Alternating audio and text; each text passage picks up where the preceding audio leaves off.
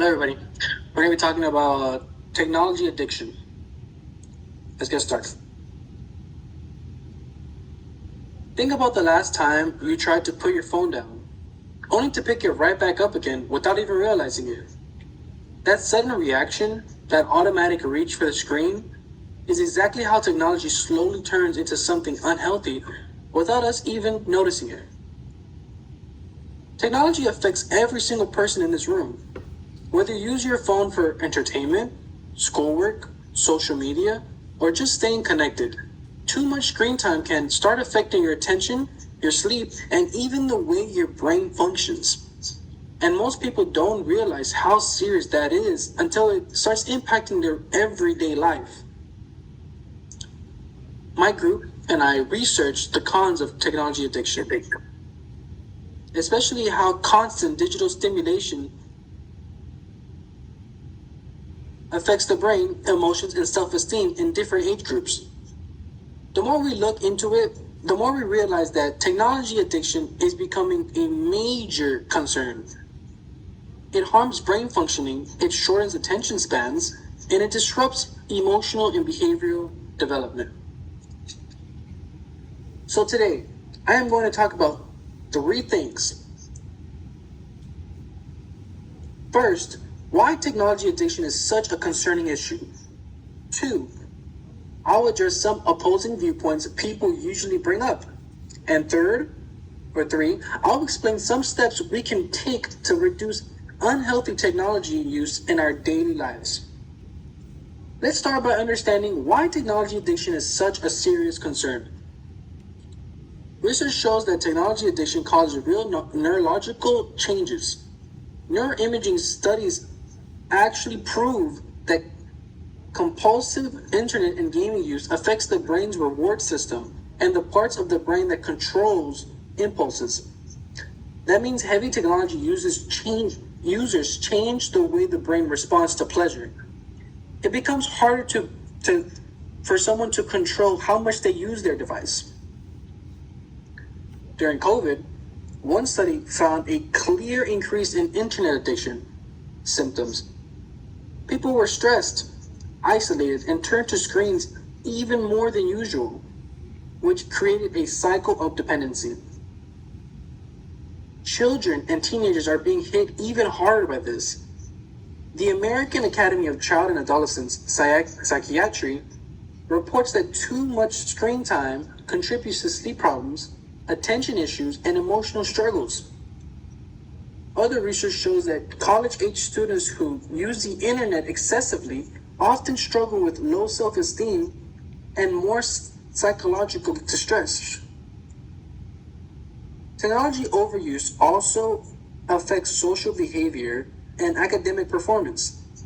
Instead of spending time on healthy activities like sleep, exercise, and even in-person interactions, people end up glued to their screens. Research during the pandemic showed that increased screen time led to emotional strain, impulsive behavior, and rising levels of stress.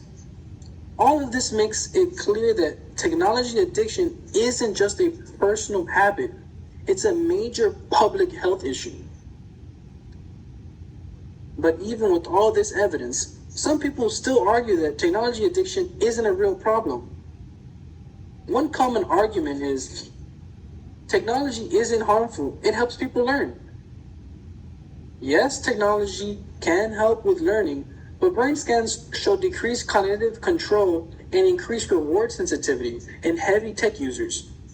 So even if it helps with school sometimes, it still creates unhealthy brain patterns that shouldn't be ignored. Another argument people say is, kids today just watch videos. It's harmless. But excessive screen time is linked to behavioral problems, irritability, and sleep disruption. Studies show that young adults with high screen use also experience low self-esteem and emotional imbalance. So no, it's definitely not harmless. And then there's the classic line, people can stop at any time they want. If that were true, addiction wouldn't be a medical diagnosis. Research shows that compulsive screen behaviors activate the same neurological pathways involved in substance addiction. So saying just stop doesn't reflect how addiction actually works. So if technology addiction is real and the opposing arguments don't hold up, what can we do about it? Imagine a lifestyle where technology actually supports your goals instead of draining your time and energy. With healthier and digital habits, you can sleep better, feel less stressed, and have stronger face-to-face relationships. This isn't possible. It just takes a few changes. Here are some steps we can all start using.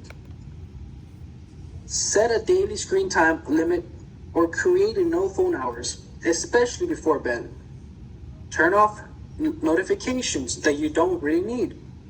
They trigger compulsive checking. Parents can follow an AACAP recommendations, as in no screen in bedrooms or tech-free family time, and even setting age-appropriate limits.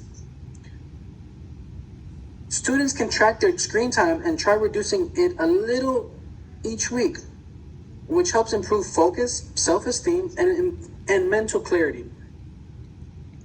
Little changes add up fast, and they help you take back control instead of letting your phone control you. To conclude, technology addiction harms the brain, influences behavior, and affects our emotional well-being. Research across children, teens, college students, and adults all confirm how serious this issue has become. Technology isn't an enemy. Unhealthy use is. We need balance, awareness, and habits that help us use our devices without letting them run our lives. And just like how you pick up the phone without thinking, unhealthy habits happen fast. But the good news is, with awareness and effort, you can take back your control. Thank you.